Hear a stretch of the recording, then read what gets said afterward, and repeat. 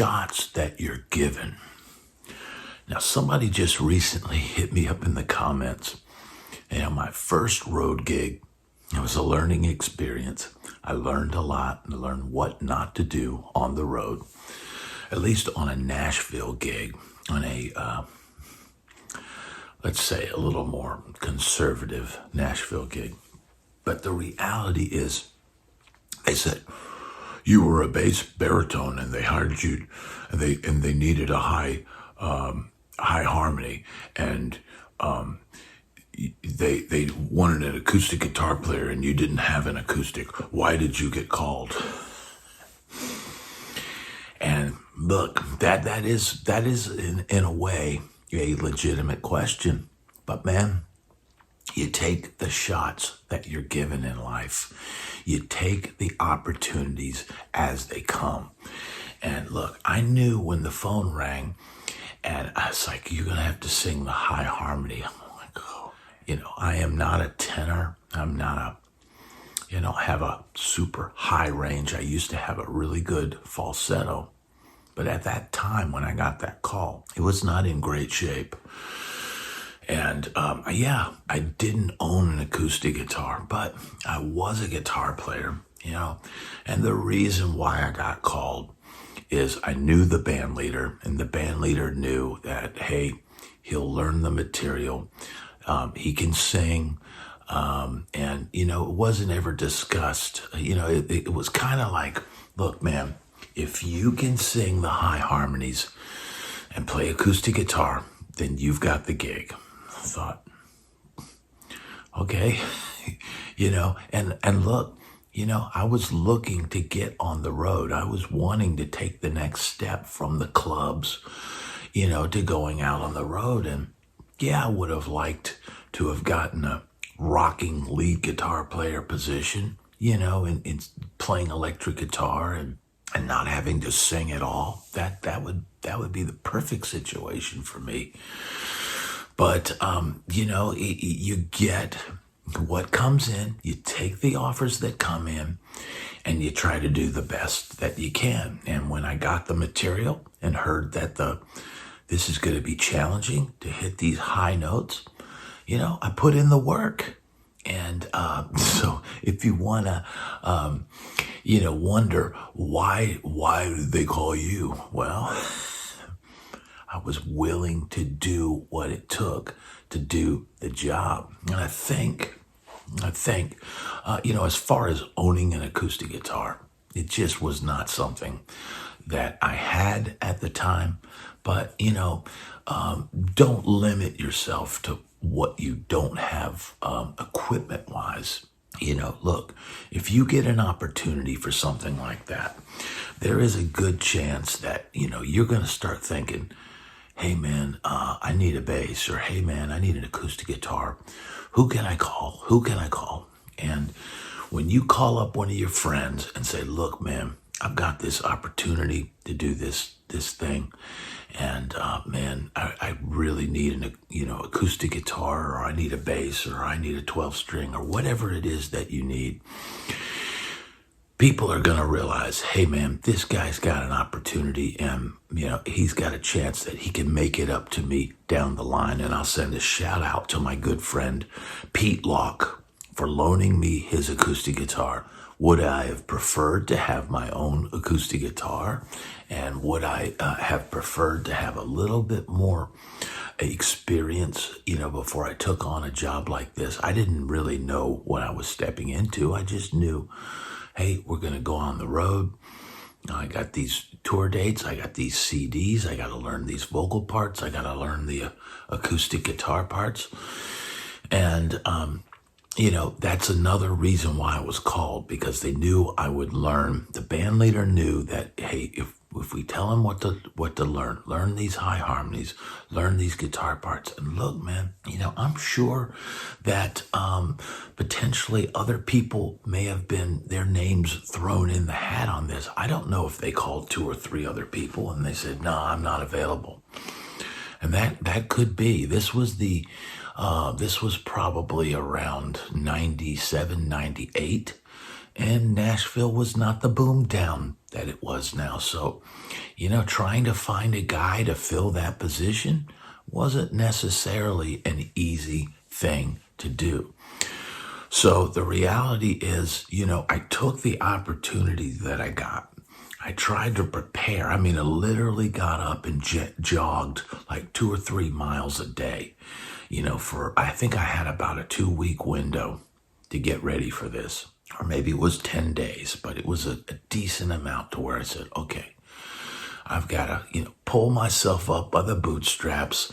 I've got to get up. I've got to start jogging, and I got to start working on this material and start singing every day and start working on these harmonies and hearing these harmonies and learning the choruses to these songs, And I think there may have been some key lines in some of the verses and stuff where I got to sing this line here and I got to sing this line there. But, I put in the work. I really did. I really did do whatever it takes that you have to do. And that's an important lesson. Be willing to do what it takes. Look, man, if the phone rings and maybe you've been slacking off and you're not in the greatest of shape, and you get an opportunity like that's a lesson, man. That's a lesson in itself right there. Always be ready when opportunity knocks. Fortunately, I had a little bit of a window there where I could, start to get up and jog, and build that lung power so that my falsetto, I could sing those high harmony parts. And as far as the acoustic guitar playing, man, I've never been a huge fan of playing acoustic. I'm an electric guitar player, but I've been known to, strummy strum on an acoustic guitar, and I've done sessions on acoustic guitar. And, I've certainly grew up playing acoustic guitar. So it wasn't something that was out of my wheelhouse. It was something that I was capable of doing. And if I put in the work, and I did, man, look, when I get an opportunity like that, whether it's somebody hiring me for a showcase or something like that, I know how much time it takes, and it takes way more time than it's worth. But, if this was a 3-week run that I was training for to go on the road, and, it could have been a whole summer's worth of work. It didn't work out that way, but it was still 3 weeks, man. I think back then, I think I was making like $200 a show or $150 a show. But that adds up when it's day after day, day after day. It adds up, And at that time, that was a healthy paycheck to come back after 3 weeks of steady work like that, day in, day out. And with a few days off here and there on the road, there was a couple days off, but it wasn't. It was pretty much grinding. It probably. I'm guessing we did 4 or 5, shows in a row, maybe a day off. But 3 weeks, man, that's a long run, man. If anybody out there has done road work, let me know in the comments. A 3-week run, not coming home in between there for your first time on the road. I would have been much better off if I'd have just gone out for a weekend the first time and get my bus legs, and get used to sleeping on a bus and getting in the bunk and, and all that stuff. And then being able to come home and go, okay, I need extra cables. I need some different strings, the strings I'm using.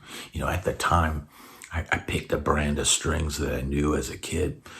And man, I was having like tuning issues and stuff like that. So, I ended up walking somewhere. We were on the road somewhere, and someone said, there's a music store like a mile down the road or something. I ended up walking like a mile just to get a decent pack of strings, get a few packs of strings.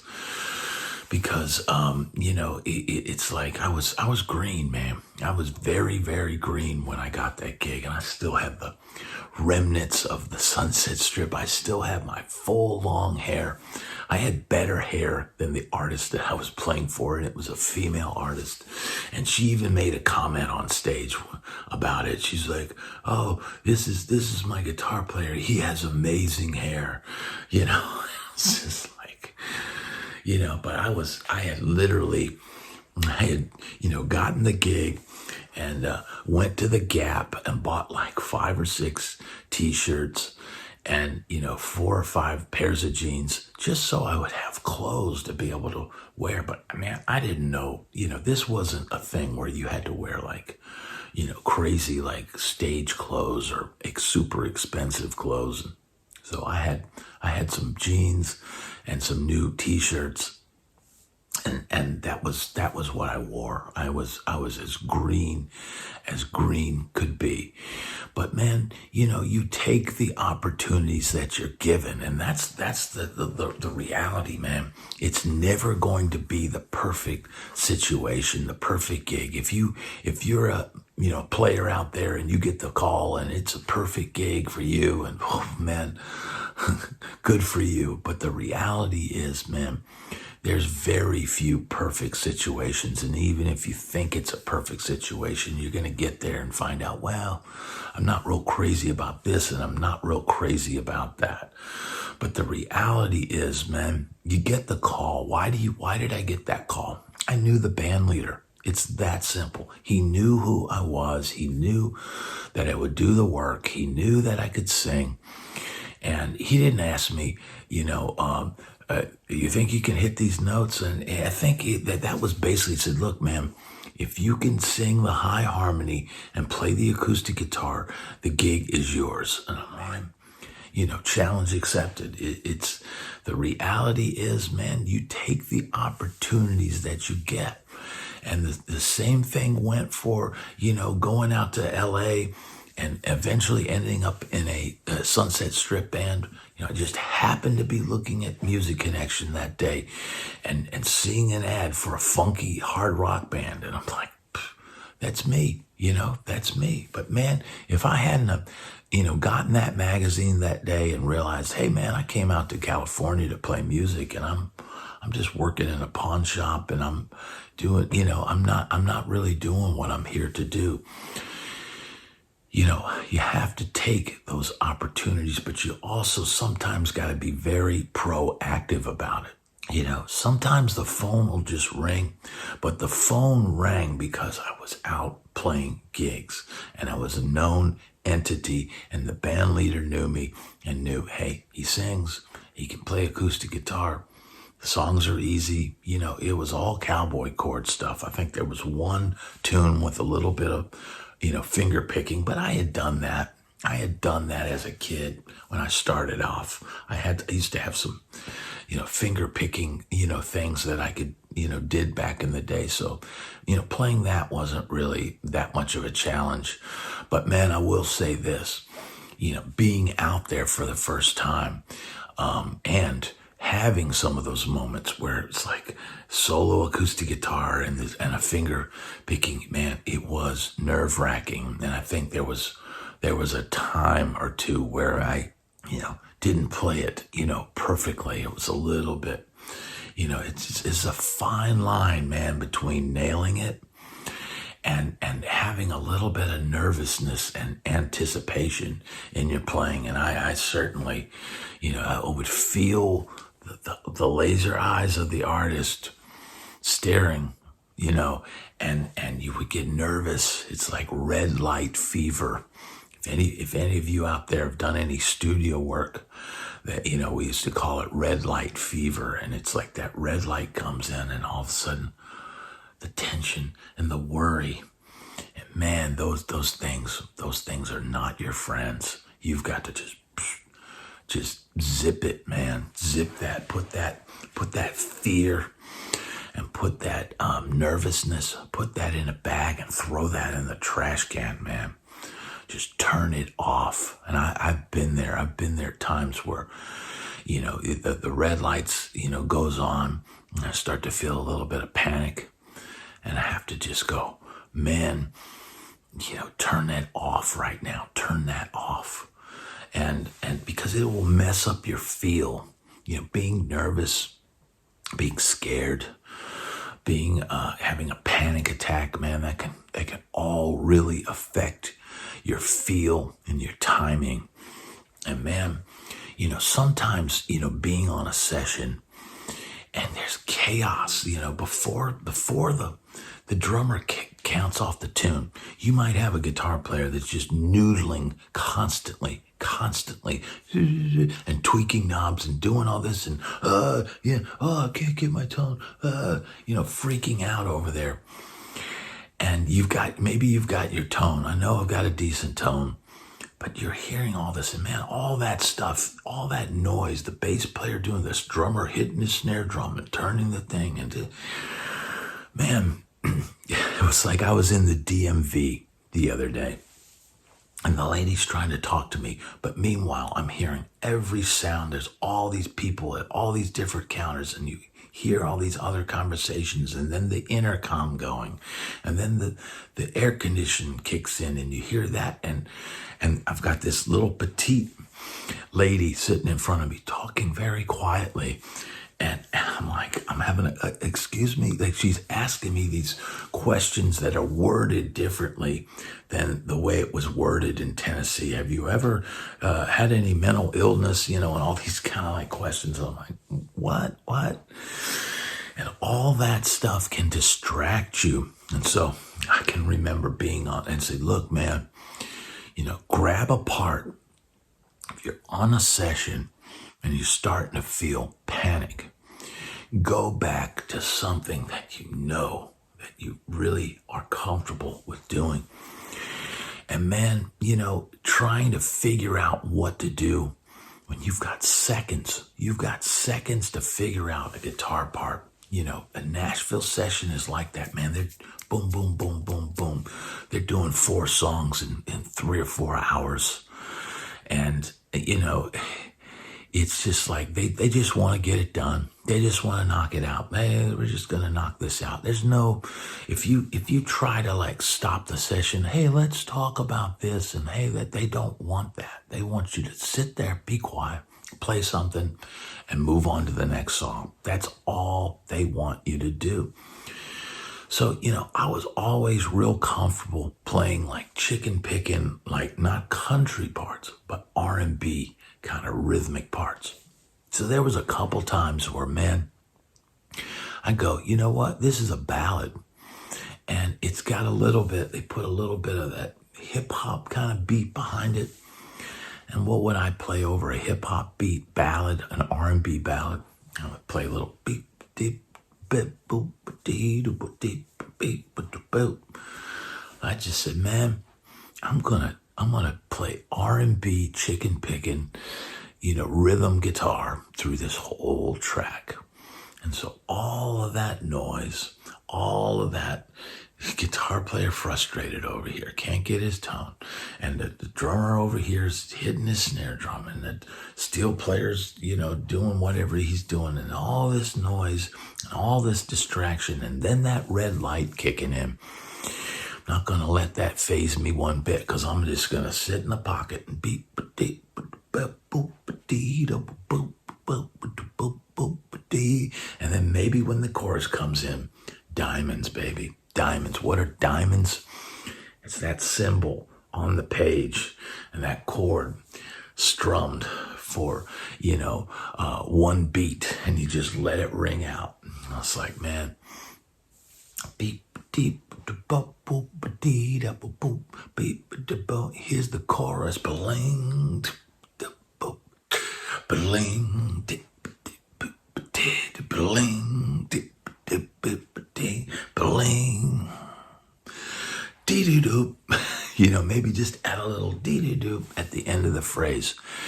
And that will ease your mind. Find a familiar place, man. Take your mind out of the game. Your mind, sometimes everything is mind over matter. But man, it just goes back to taking the shots that you're given. It's not always the perfect situation, but it's the situation you're in.